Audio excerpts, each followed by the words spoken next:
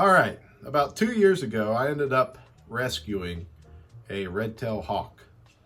And it turned out he was starving to death. And what tends to happen with young hawks, and you can tell this one's young by the amount of white in his feathers. An older hawk has a lot more dark colors, and its tail is a lot more red, has a lot more dark colors in it. So anyway, a lot of times the young hawks will pester their parents silly, chasing them all around, trying to take every morsel of food that they can catch. You know, a hawk is sitting in a tree branch trying to hunt for a mouse running around on the ground, and you know, you got a baby up there squawking and carrying on trying to, you know, bug you. It's hard to hunt. And then whenever you do make a kill, you got the baby trying to rip it out of your mouth. So a lot of times the parents, after a little while, they'll say, all right, enough, I'm done, you know, and they'll split. And that's their version of weaning the babies. The unfortunate part is a large majority of young hawks don't learn how to hunt well enough to survive. And a lot of them end up starving to death. This particular hawk I found on the side of my mom and dad's road. He had lost the ability to fly. He was so weak. Of course, I didn't know that. It's right by a major 4-lane. And so I had the feeling that he had probably bounced off somebody's windshield and probably was going to have internal bleeding or broken bones, and therefore probably isn't going to survive very long. But I caught him and took him to the house. And I did a real thorough check, started checking bones and, you know, as best you can, going around feeling. Couldn't feel anything out of place, nothing loose, nothing that seemed broke. And but he was just real lethargic and couldn't hardly do anything. So I ended up getting some beef, and which is not their preferred menu item, but it's all I had at the time. And chopped it up, and I ended up getting some chipped beef as well, raw, of course, uncooked, and gave him that and started nursing him back to health. And I got him back up, you know, to full strength, and I ended up turning him loose. So stay tuned, this is the story. Could you get me a picture? Poor thing. Could you send me a picture of the eagle then? You mean the hawk? Yeah. This was one of the first feedings that I gave him after I found him. He had lost the ability to fly. He was so weak that he couldn't fly anymore. So catching him wasn't a hard thing to do. But you can tell he's kind of lethargic when he's eating. He's interested in the food and he's definitely eating it, but he's just slow moving. Sometimes they'll get to the point where they're so weak they can't even eat, and you gotta pry their mouth open and force feed them, basically. I've seen video of that, you know, on YouTube before, people who rescue eagles and stuff having to force feed them. He was kind of exploring his cage here, but anytime I'd break out the food, he'd be interested. But you'll see here in a later clip, he becomes a lot more interested in food. He comes at it a lot harder and a lot more excitedly. But this went on for a little while, and we're just basically trying to get his belly full and get his energy belt back up. Such a beautiful animal. Lots of pretty color on him, and those eyes are just crazy. And his talons are amazing. Definitely don't want them getting a hold of you. But at this point, he was so weak that even if he had gotten his talons into you, it wouldn't have been a huge deal. He didn't have much strength to grasp with.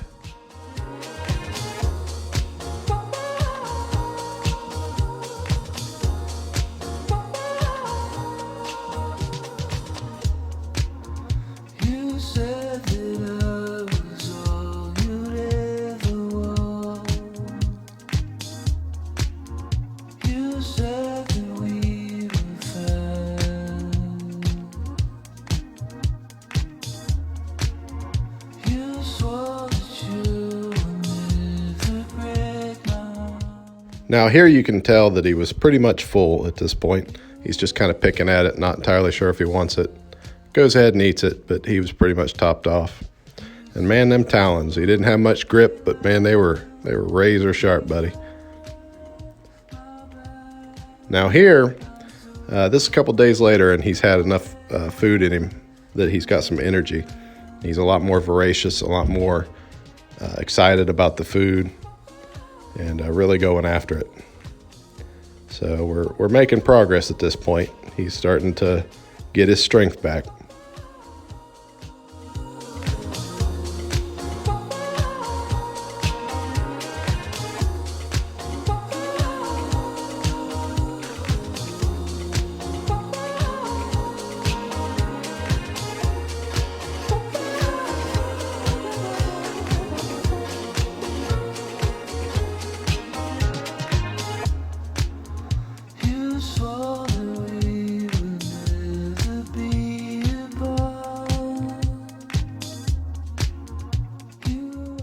If a hawk or a bird of prey or an animal ever acts like a pet, then you know something's wrong with him.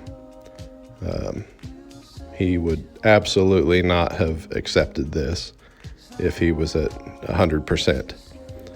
And the fact that he's letting me pet him like a domesticated animal tells you that he's in bad shape. You'll see later in the video, whenever I finally get him back to health, that he starts to act aggressive, and I really have to like hold his feet down and watch his head. You know, that's not the case right here. This animal is definitely ill and in need of help.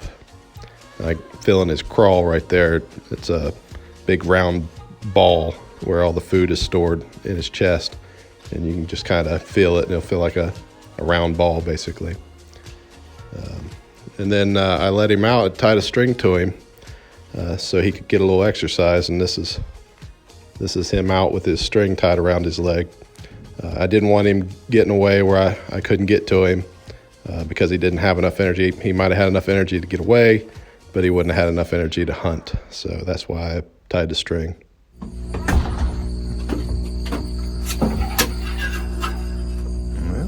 Can fly down to the ground. He's got that going. You gonna run from me?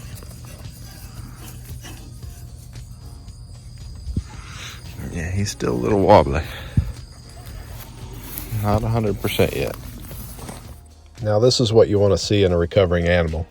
You can see he's starting to show fear, and that's exactly what you want. You want him to start to get his senses back and become a real hawk. Now we know that he's not 100% because right here I pick him up one-handed, where he has one wing loose and both feet and a head to bite me with.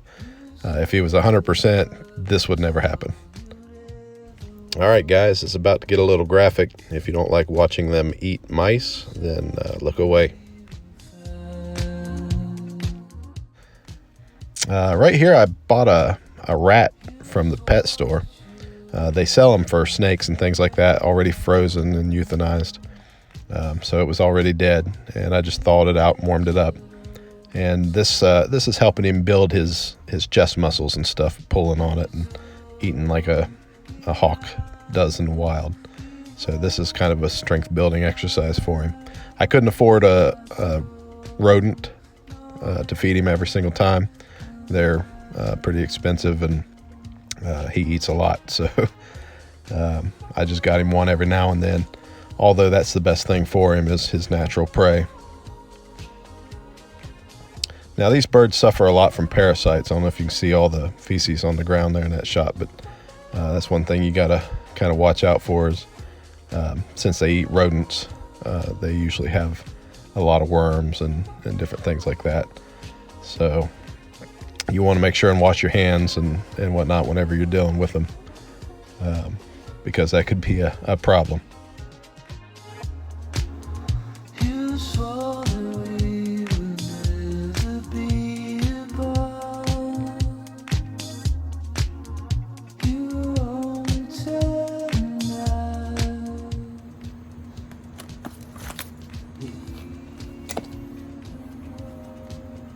ahead. Help yourself.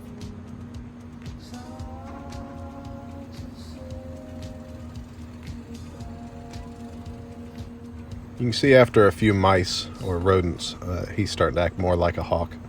Grabbed the meat there with his talon, like he would in the wild, you know, grabbing his prey with his feet.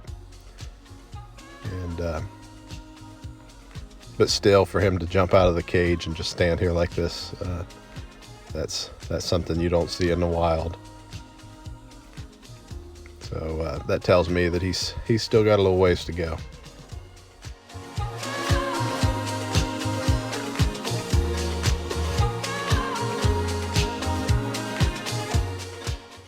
Sometimes the meat can get a little sticky, so I add a little bit of moisture to it. Not a lot, just enough to kind of wet it so that he can get it down easier. Here you can see the rodent. I tied it on the end of my fishing line. I just took the line and tied it around the tip of its tail and stuck it in this box here. And then I laid the fishing line out across the grass over to a pole in my yard so I could stand back on the porch and reel it and pull the mouse out of the box and across the yard.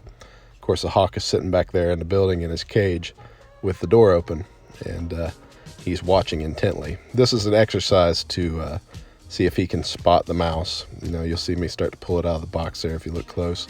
It's moving across the grass, and he sees it, and he's excited about it. So here he comes, and lands on it, chases it down.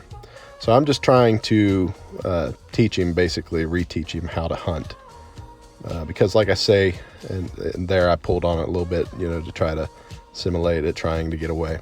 And he takes it and heads back to his cage and eats it in the cage. So anyway, I'm trying to teach him basically how to hunt because like I said earlier, a lot of younger birds get abandoned by their parents before they really learn how to hunt. And so that's, you know, I'm trying to help him figure out how to make a proper kill.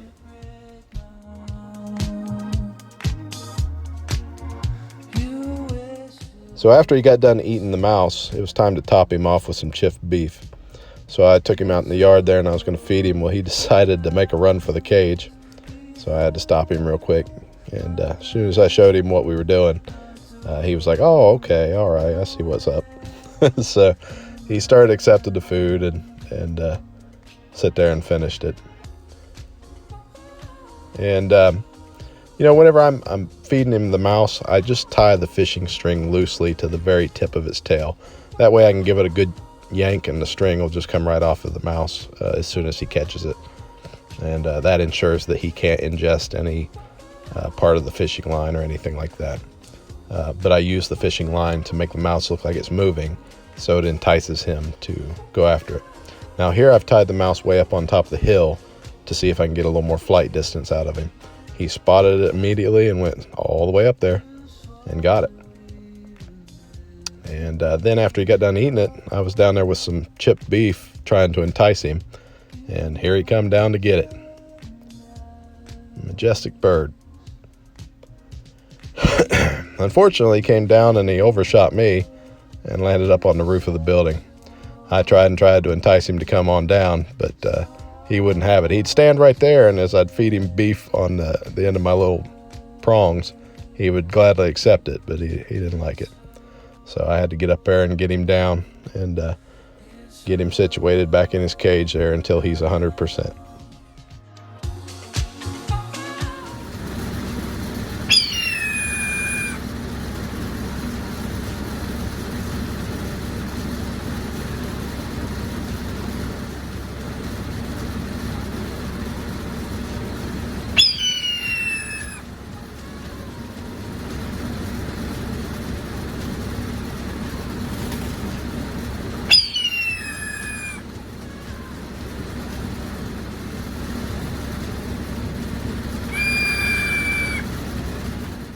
So the time had finally come.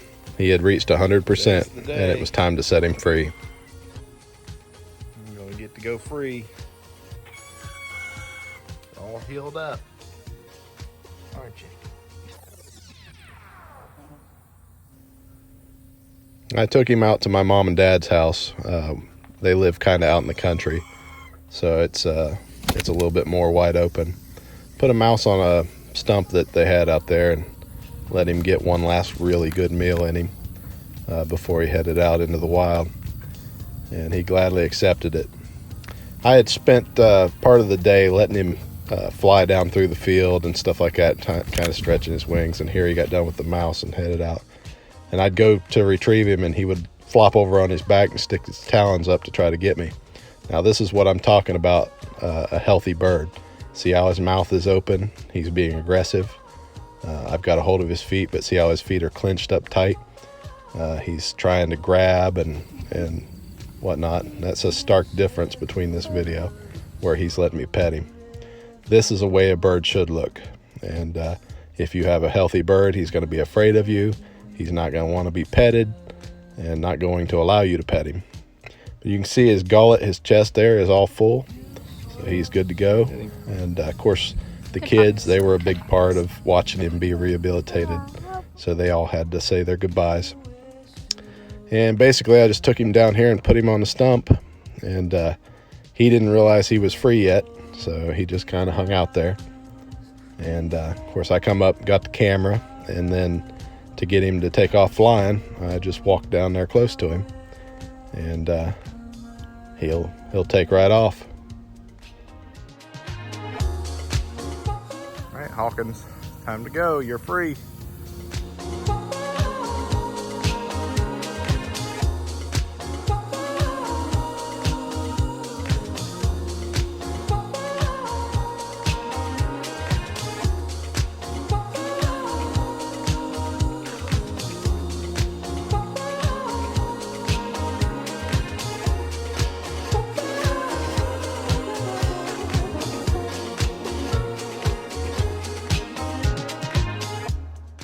Boy, it's so rewarding to see an animal rejoin the wild that you've nursed back to health and see him do well. And he did. He got up in a tree and did well. He's a free bird now.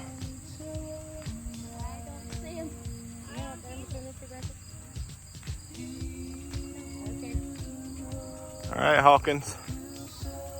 Now's your second chance, buddy. Make the best of it.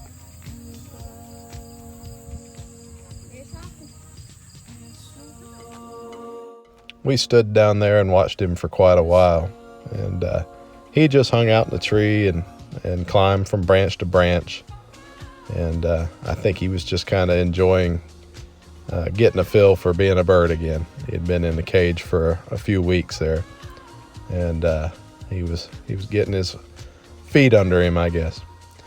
But that was the last I saw of him, going up into the tree and sitting on a branch. And we said our goodbyes. Unfortunately, little did I know that just a few months later, there would be a second hawk that was found in almost the same location as the first one. I got out of my vehicle and threw a blanket around him and took him back to the house. Ryan catching another animal that's injured. Now here I'm being cautious to make sure I've got a hold of his feet, but I also did a thorough check of all of his bones, and I come across this wound on his wing, and you can see there's a lot of muscle missing, which is a bad thing. And so I got him bandaged up the best I could, kind of cleaned the wound as best I could, and got him in the cage there. And again, you can see this one's really weak. You know, he must have got hit by a vehicle because this was up by a road again. And he sustained a pretty good injury on that wing. And without being able to fly and hunt, he was also starving. So got him in here and got him situated, and had to get him some food together.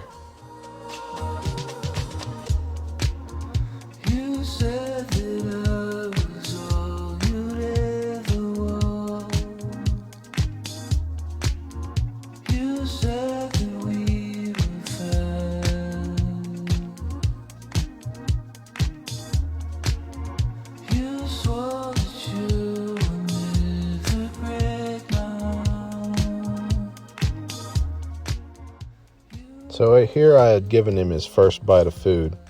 Initially he didn't take it, but then he saw it laying over there on the edge and got interested. After he got his first taste, he started looking around for more, and that's when I was able to really entice him and got him more interested. You can see he's tipsy, almost falling over there, and he wasn't doing very good. He had to get some more food in him quick. So he ate good though. Got him back up, got his energy back up pretty good. There you can see like he's almost laying down. His feet are out in front of him, and he's just kind of laying on his knees. He was weak, and he was showing it. A couple days later, you can see here he's using his wing to balance and stuff. He's getting a little more energy, getting built back up, and heading in the right direction.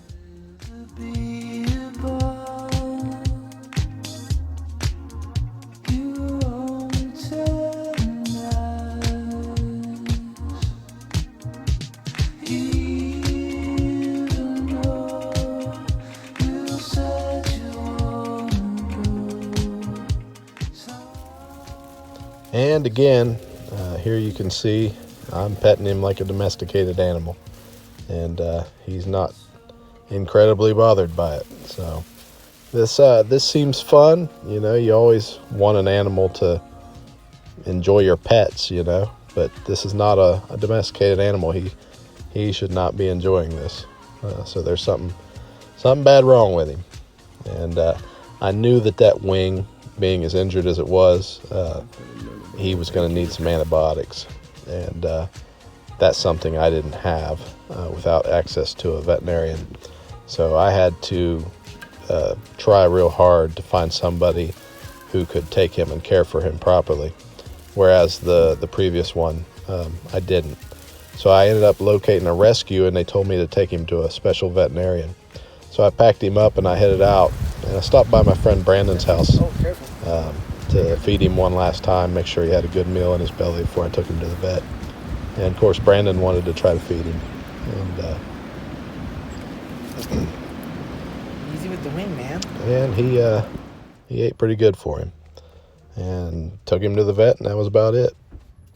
So there you have it, guys.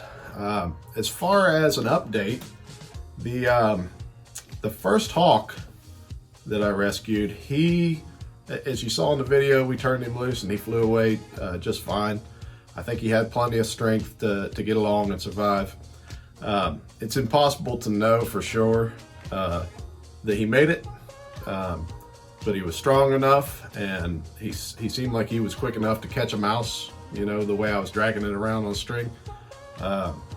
My parents, I turned him loose out at my parents', and my mother says that several times thereafter we had turned him loose, she had seen a hawk flying around the area, and a hawk calling out, to other hawks and stuff like that. So she feels like he did survive, and she said that went on for a couple months. So, hawks have a territory. So if he was in another hawk's territory, there's a good chance he got moved to a different territory. But here's hoping. It's nature, and you just do your best and hope for the best. The second hawk, I ended up, taking him to the rescue, like I said, and they ended up calling me a week or two later and said that they had to euthanize him. And the reason they had to do that was the muscle in his wing. There was so much muscle missing from whatever injury he took, and he would never grow that muscle back. The skin would grow over it, but the muscle wouldn't come back, and he needed that muscle to be able to fly properly. He would never be able to hunt properly or catch prey properly, so he wouldn't survive on his own. And by healing him up and then turning him loose, he'd have just been doomed to a slow, starving death. So they euthanized him, unfortunately. I hate that, and I wish I could have done something more for him, but There really was nothing else that could be done for him. So we did our best in that regard, and he got proper medical care, and I think things were handled the right way. I did not know until that point, whenever I turned him into the rescue, that it is highly illegal to have a red-tailed hawk in your possession. It is illegal to even have a feather from a red-tailed hawk in your possession. You will get fined at the yin yang for this, and I did not know that. The first hawk, I was nursing back to health because he was starving. I didn't know of any rescues or anything around. I didn't know who to contact. I even called the veterinarian and asked them if they knew anybody, and they didn't, which is odd to me. But anyway, so I raised that one back to health and turned him loose. The second one, the reason I went diligently searching was because of the injury. And I knew that I didn't have the proper antibiotics and stuff like that to get him better. And so I started getting online, and I must have called 20 or 30 different places, numbers that was listed on the internet. And I got, this number has been disconnected I don't know how many times. I finally found somebody, and they were a good ways away. But they told me that if I would be able to bring him to a certain veterinarian in Charleston, I believe it was, that they had transportation services that would bring him to them. I guess he didn't make it all the way down to them because the veterinarian checked him out and found that the muscle was too far gone, and that's where it ended.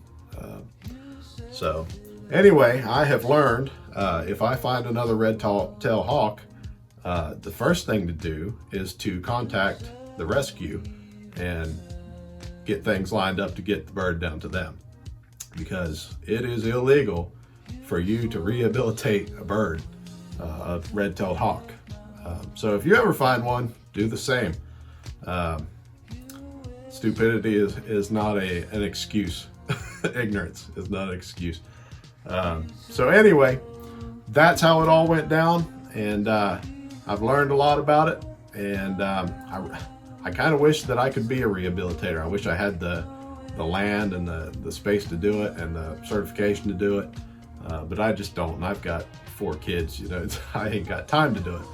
But I love that kind of stuff. I love nature, and I love helping nature. So I totally would if I could. Anyway, if you like this video, do me a favor, hit the like button and subscribe if you love this kind of stuff.